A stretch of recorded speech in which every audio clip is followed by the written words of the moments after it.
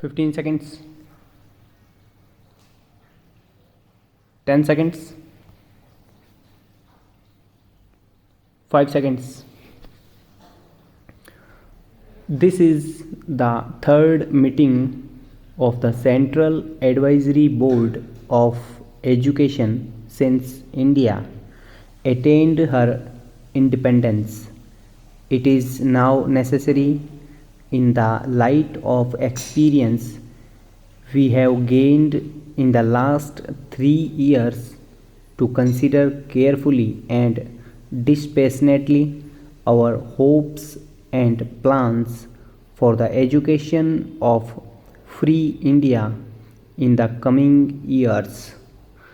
It was but natural that after the attainment of freedom we should have considered ambitious programs for the expansion of our national education.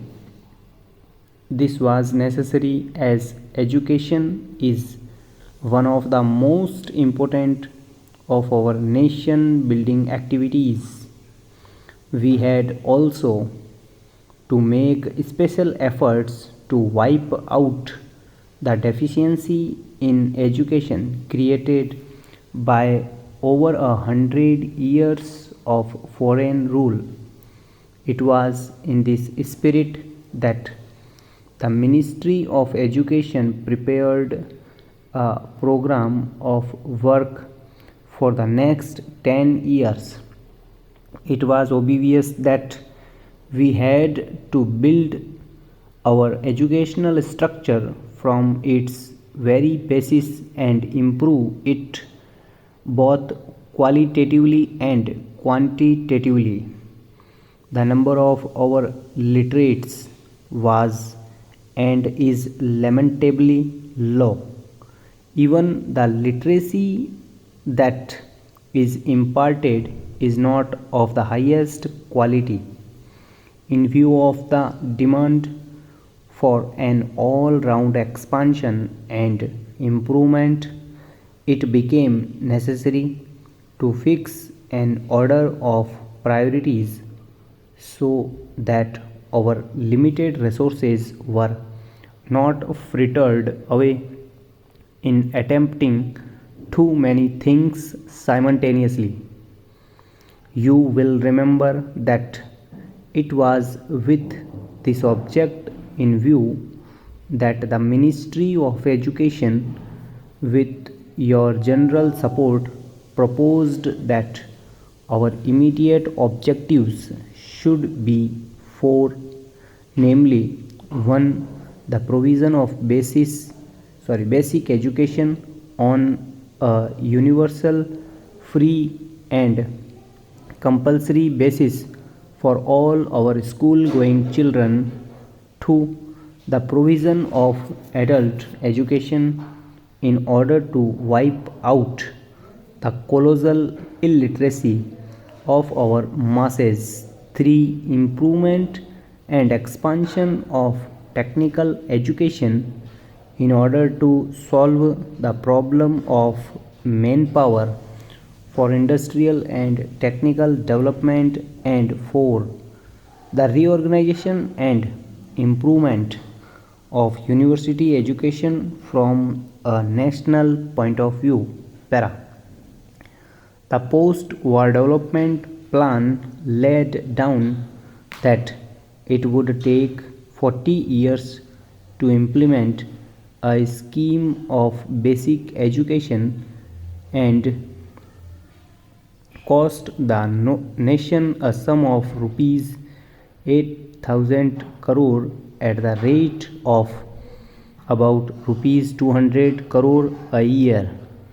You will remember that after the attainment of independence, we all felt that the period was too long and exigencies of our national economy demanded a reduction in the cost.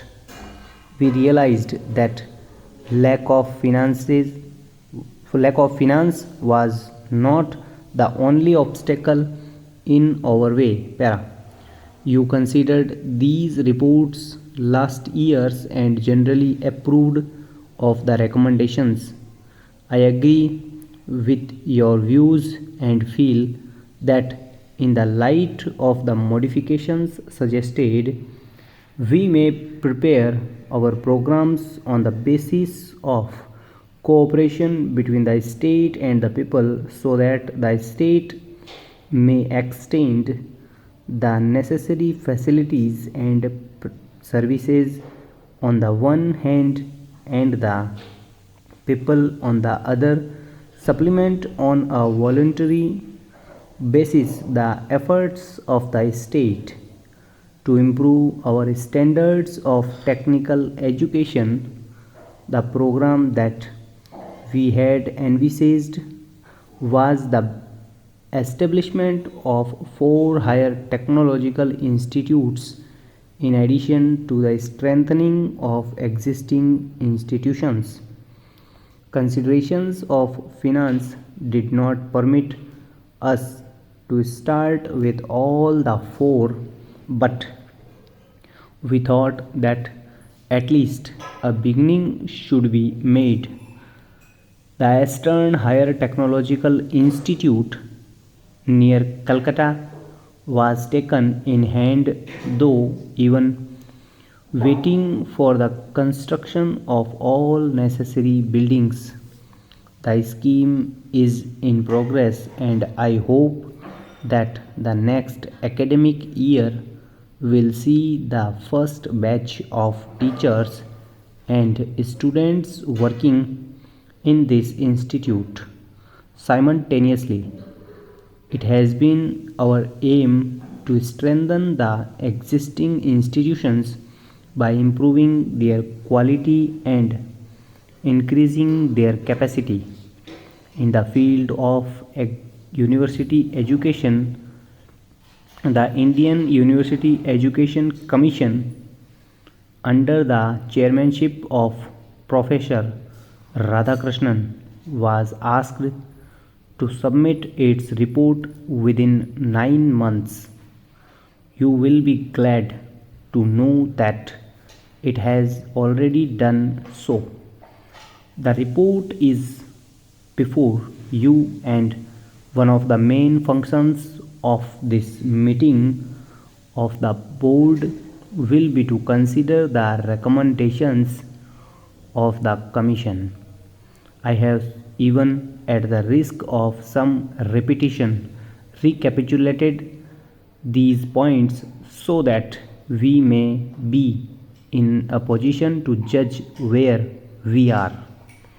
You will appreciate that so far as planning is concerned, the ministry is ready with its program in all the 4 fields mentioned by me. I would therefore like to draw your attention to the obstacle which stands in the way of their immediate implementation. You will remember that in 1947 the problem of refugees from western Pakistan absorbed almost all the energy and a major portion of the finances of the nation.